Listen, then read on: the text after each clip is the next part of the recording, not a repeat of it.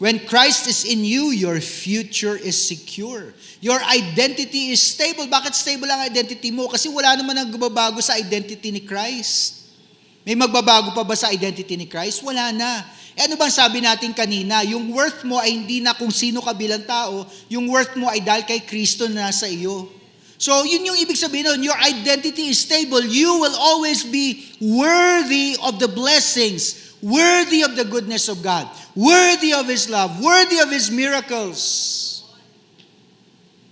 Your joy is anchored no matter what happens in this life. Glory is your destination and hope is your compass. Gigising ka araw-araw, sabihin mo, grabe, bagong araw, bagong pag-asa.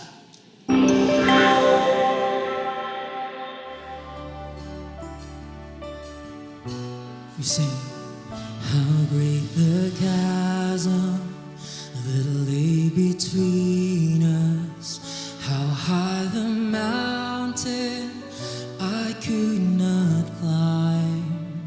In desperation, I turned to heaven and spoke your name into the night.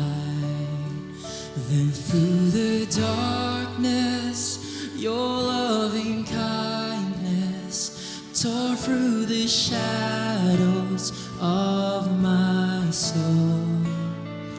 The work is finished, the end is written. Jesus Christ, my living hope. Hallelujah. Who could imagine so great a mercy? What heart could fathom such boundless grace? The God of ages stepped down from glory to wear my sin and bear my shame. Sing it out. The cross has spoken, I am forgiven. The King of Kings calls me His own. Beautiful Savior, I'm yours forever. Sing it out. Jesus Christ, my living hope. We lift our voice together, saying, Hallelujah. Praise the one who set me free. Hallelujah. Death has lost its grip on me. You have broken every chain. There's salvation in your name, Jesus Christ, my living hope. Who could imagine so great a mercy? What heart could fathom such boundless grace? The God of ages stepped down from glory to wear my sin and bear my shame. The cross has spoken, declare it. I am forgiven. The King of Kings calls me His own. Beautiful Savior, I'm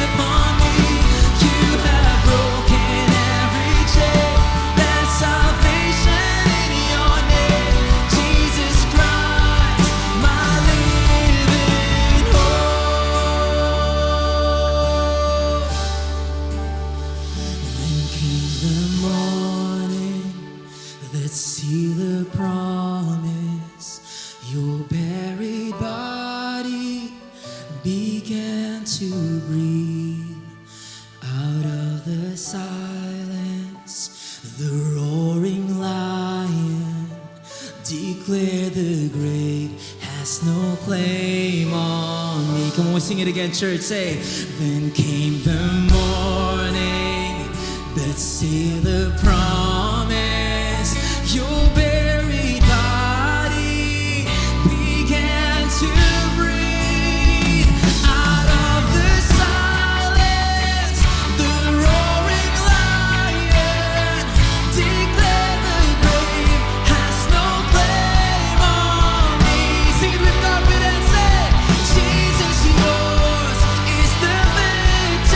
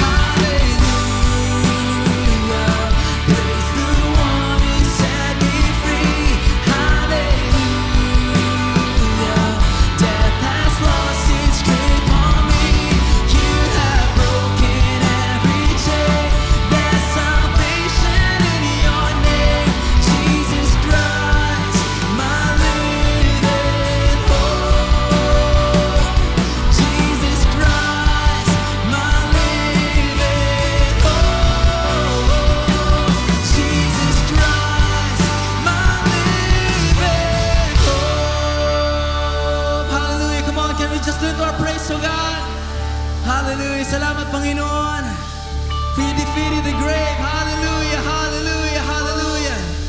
Because of that, Lord God, we don't just have the hope, Panginoon. We have a living hope. We have a living hope, and that is you, God. Hallelujah, hallelujah.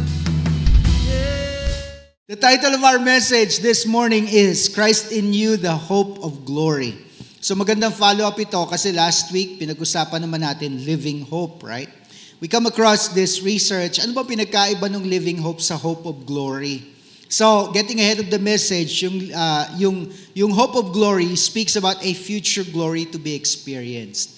Yung living hope naman daw is a hope to be experienced in the now, in the present.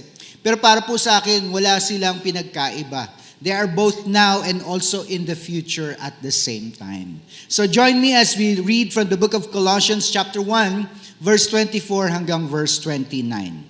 Sabi sa verse 24, "Now I rejoice in what I am suffering for you, and I fill up in my flesh what is still lacking in regard to Christ's afflictions, for the sake of His body, which is the church." So sinulat ito ni Paul habang siya po ay nakakulong or he's in prison. And that is why he's saying that he is suffering. "I have become its servant by the commission God gave me to present to you the word of God in its fullness, the mystery that has been kept hidden for ages and generations, but is now disclosed to the Lord's people. To them God has chosen to make known among the Gentiles the glorious riches of this mystery, which is Christ in you, the hope of glory. He is the one we proclaim, admonishing and teaching everyone with all wisdom, so that we may present everyone fully mature in Christ. To this end, I strenuously contend with all the energy Christ so powerfully works in me. May the Lord add blessing to His word. At sabi nga dun sa scripture natin, it was hidden. Somebody say hidden. Nakatago. Pero getting ahead of this message, ang mystery na ito para sa atin ay hindi na nakatago.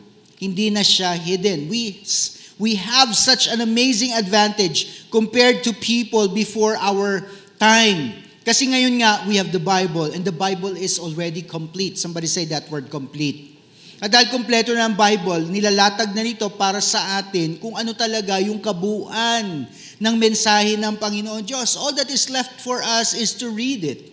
All that is left for us is to understand it. And of course, most importantly, to experience what it means. Now, it is not merely a concept.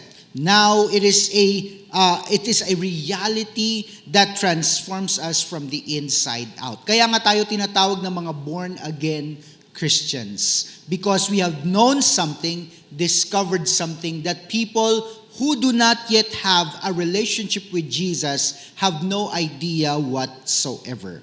So unang-una po, let's talk about it. The mystery of Christ in you. Yun po kasi yung binabanggit dun sa scripture. Specifically in verse 27. The glorious riches of this mystery which is Christ in you, at nagpapatuloy siya, the hope of glory. And dun din nga nanggaling yung title ng ating message. Basahin nga natin, 26 to 27. The mystery has been kept hidden for ages and generations, but is now disclosed to the Lord's people.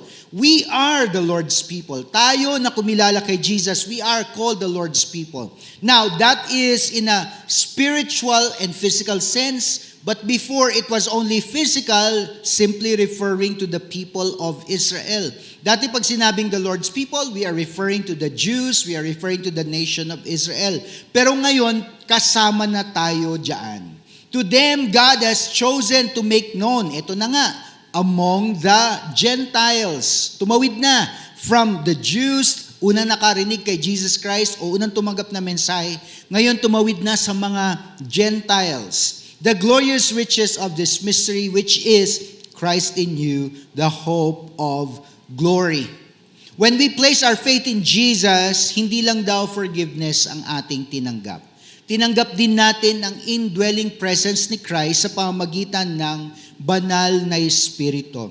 And I want you to understand this because Jesus kept on saying to His disciples, kailangan umalis ako, kailangan bumalik ako sa aking Ama. Because if I do not go back to my Father, then the Holy Spirit cannot come. Kasi ang purpose ng pagbaba ng Holy Spirit ay maging present nga sa lahat ng tao si Kristo. Hindi na lang siya nag-iisang individual, kundi maging present sa ating lahat sa pamamagitan ng Holy Spirit. Now, if Christ is truly in you, you are not who you used to be. Ang nangyayari, sabi nga, your old identity is gone. Your worth is no longer in what you do, but in who lives inside of you. Kaya pag tinignan ka ng Diyos, He sees you as the individual na nilikha niya at nilagay niya sa mundong ito. But when He looks at you, He sees the greater worth of Christ who lives in you. Can the same be said of people na hindi pa kumikilala kay Jesus Christ as Lord and Savior? Then definitely hindi pa. Kasi hindi pa sila tumatawid doon sa boundary kung saan ito ang mga ordinaryo mga tao na nilikha na Diyos. At dito naman ang mga tao na nilikha na Diyos, ngunit kinilala nila si Christ as Lord and Savior. You need to understand that that is how God looks at you today. Sabihin mo nga sa katabi mo, yan ang tingin sa'yo ng Diyos. Yan ang nakikita sa'yo ng Panginoon, and that is why we need to appreciate that. Number 2, it also speaks about the hope of glory. So what is the hope of glory? In Scripture, glory often refers to the manifest presence, the beauty, and the perfection of God. Now, speaking about that glory, maraming ang mga tao takot daw sa glory na yan. Presence, beauty, and perfection of God. Kasi dahil nga makasalanan ng tao, hindi daw niya kaya yung ganong level ng presence, beauty, and perfection. Hope, binanggit natin, pinag-usapan natin last week, right? In the biblical sense, is not wishful thinking, but confident expectation. Therefore, the hope of glory is what? The confident expectation that we will experience the fullness, yung mystery. Kasi wala nga nakakaalam nung kabuuan ng glory ng Lord kasi you cannot gaze at it. Paano mo ba nalalaman na intindihan ng isang bagay? Sa pamamagitan ng pag-observe, sa pamamagitan ng pag-aaral dito, sa pamamagitan ng pag-experience dito. But people could not gaze upon this glory because it is impossible. Pero ang sabi rito, the hope of glory is the confident expectation that we will experience the fullness of God's presence. Ito yung maganda dyan. Kaya sabi ko, both now and in the future, kasi nakalagay dyan sa ating definition, both now and in eternity. May pagkakaiba lang, syempre. Yung now, hindi kasing taas o tindi ang level ng glory compared sa pag tayo ay nasa eternity na. Ang sabi nga natin, this glory is both future and present. And one day we will be with Him in glory. And even now, He is being glorified in us. Look at what the scripture says, Romans 8:18. I consider that our present sufferings are not worth comparing with the glory that will be revealed in us. When we actually overcome our sufferings, there is an element of glory of God seen in it. But even then, habang nagtatagumpay tayo sa ating mga suffering, sa ating mga problema, yung mas matinding glory daw na paparating ay hindi daw malayong malayo compared sa glory na nararanasan natin ngayon. Can you imagine that? In 2 Corinthians 3:18, ano naman ang sabi? And we all who with unveiled faces contemplate the Lord's glory. Tignan ninyo kung ano nangyayari. Are being transformed into His image with what? Ano nakasulat? Ever increasing glory. If you understand the gravity of that statement, naku mga kapatid, you will have a born again experience, which comes from the Lord who is the Spirit. I don't know how many years you have been as a Christian.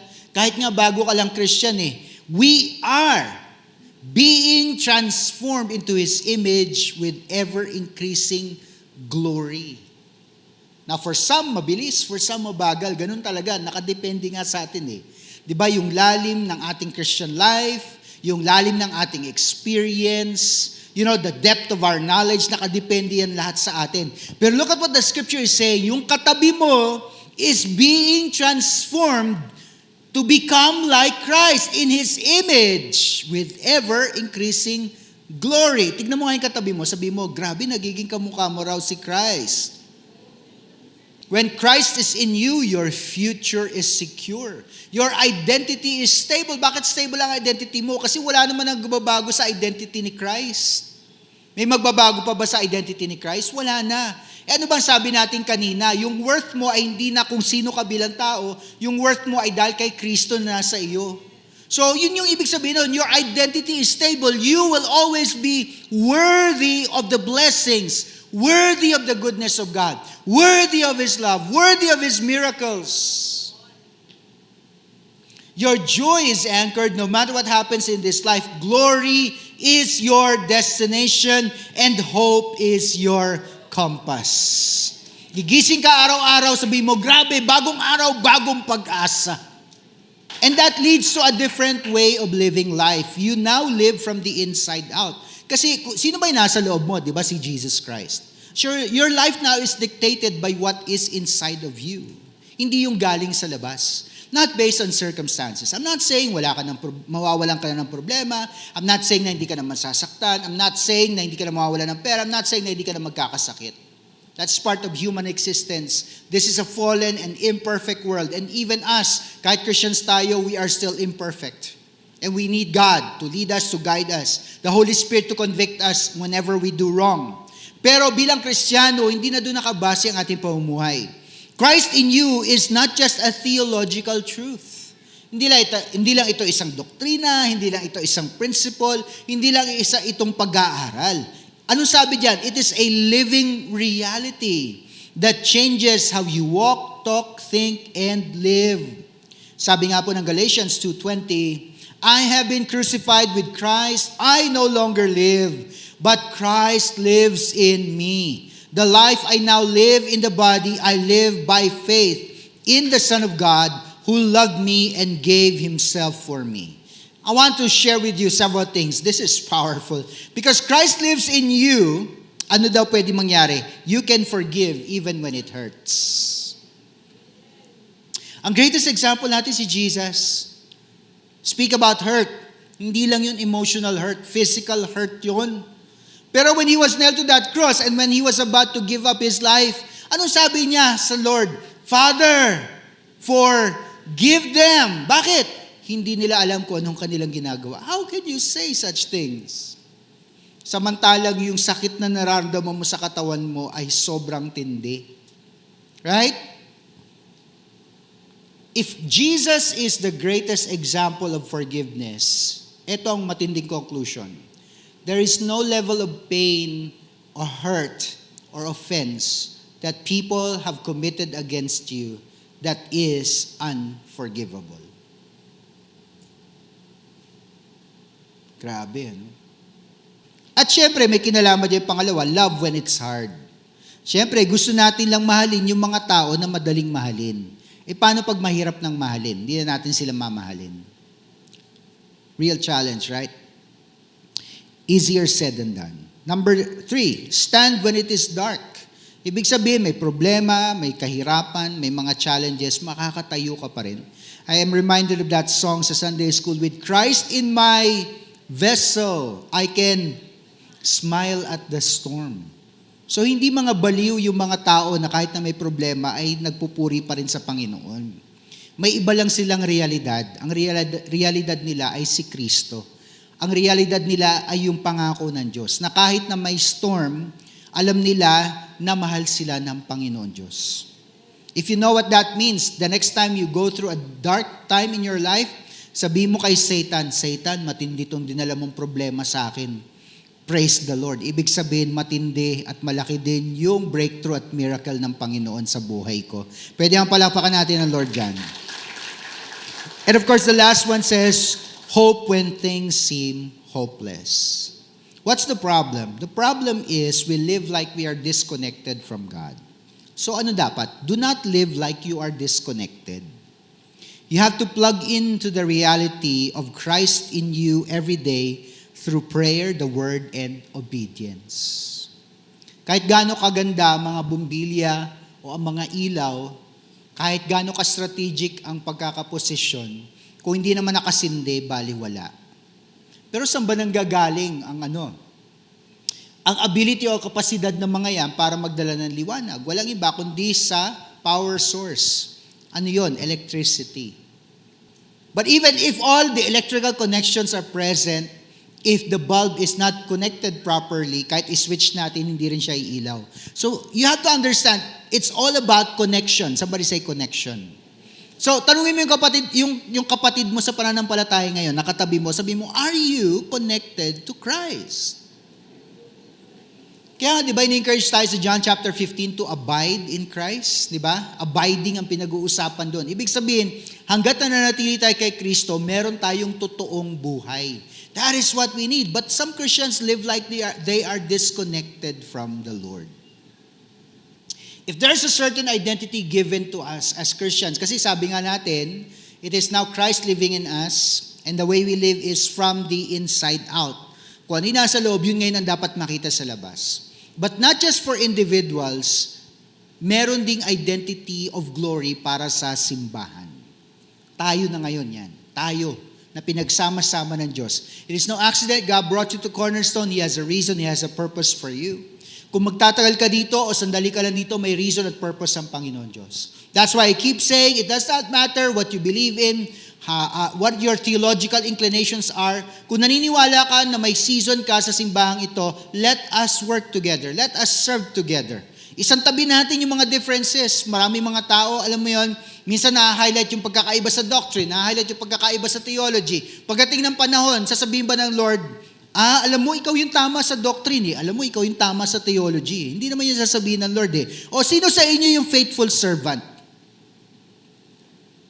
Kasi yun ang babatiin niya, well done, good and faithful servant. Yun ang babatiin niya. And when we understand what that means and we come together as the church that represents Christ, then through us, people will see the glory of God. Colossians 1:28, He is the one we proclaim, admonishing and teaching everyone with all wisdom, so that we may present everyone fully mature in Christ. Let us be a church that doesn't just talk about Christ, but demonstrates Christ. Let us be a community where Christ is seen in our love, our service, our unity, and our worship. If that is the way we embrace our Christian life, I tell you, the Holy Spirit has every reason to talk to the people outside and grab them by their hearts and say, you need God. You need to be born again. Pumasok ka sa simbahang ito dahil dito mo mararanasan ng Diyos. That's the reason. That's the reason why we gather together. Because let me tell you something. Kahit na nandito ang presensya ng Panginoon, let's just talk about presence of God. Presence of God alone. Pero wala naman tao na nagre-represent ng presence ng Panginoon Diyos. Let's say bakante ang simbahan. Walang pastor, walang worship team, nothing. Just presence of God. Tingin mo may papasok dito and saying, parang dito ko naramdaman yung presensya ng Diyos So, kaya ako pumasok dito, kaya ako napunta dito. Tingin mo ganun ba mangyayari? Maybe in the Old Testament, that was the way it was. Because God did not move in a massive way kagaya ng pagkilos ng Lord ngayon.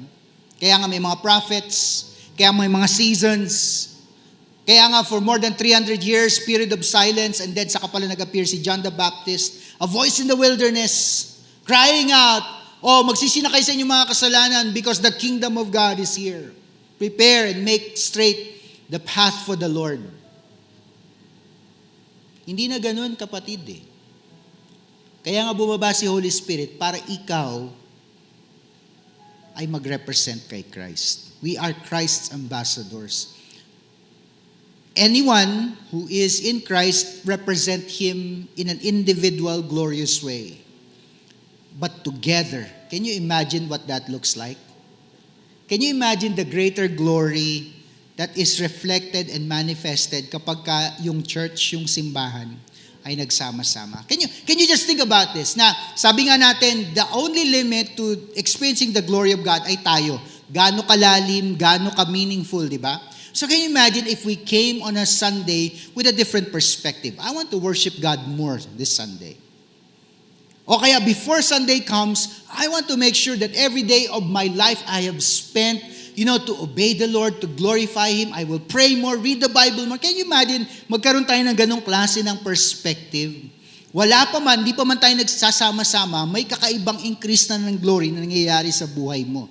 And what if there is a greater glory that is now consuming all of us? Parang apoy na siya, mga kapatid. Wow! Ano ba kailangan sa madilim na lugar? Liwanag. Sabi mo nga sa katabi mo, liwanag. Kailangan magliwanag pa tayo ng husto. Pero hindi sa atin ang gagaling yung liwanag Kay Lord nang gagaling yung liwanag na yan. So I want to challenge you. Gusto kitang hamunin ngayon. Ano yung dumi sa buhay natin na nagpapalabo nung reflection ng glory ng Panginoon? That is what you and I need to work on. I'm not saying we become perfect. Nobody can become perfect in this life. We can only strive to become better each and every day. And as the Bible says, we are being transformed into the image of Christ with ever-increasing glory. Di ko alam kung anong mga apprehensions mo, Hindi ko alam kung ano mga fears at doubts mo pagdating sa paglalim mo sa Panginoon Diyos. But let me tell you something, kahit hindi kasalanan yan, yung mga ganong klase ng kaisipan, ano yan, dumi yan sa salamin at hindi natin ma-reflect ng buong buo ang kalwalhatian ng Diyos. Now, kung kasalanan, alam mo na ang gagawin, right? Ayusin mo ang sarili mo, ayusin mo ang buhay mo. Sabi mo nga sa katabi mo yan, ayusin mo ang buhay mo. There were two things that we spoke about last Friday. Yung nire-revive daw at binibigyan ng revival ng Panginoon Diyos ay yung mga tao na marunong mag-humble ng kanilang mga sarili. Ibig sabihin, walang yabang, walang pagmamalaki. At yung mga taong kayang kilalanin ang kakulangan, kahinaan at kasalanan ng kanilang buhay. Humility and a contrite heart. Two things. Yun yung dalawang bagay. In fact, kung titignan mo, napakasimple lang naman ang requirements ng Panginoon eh. Tayo na lang yung nagpapakumplika sa Kanya eh. Tayo na lang mismo ang hindi willing na talagang na talagang sumunod sa ginagawa ng banal na Espiritu sa buhay natin. So sana ngayon ang araw na ibigay mo na ng buong buo ang susi sa buhay mo sa Panginoon Diyos. I want you to bow your head.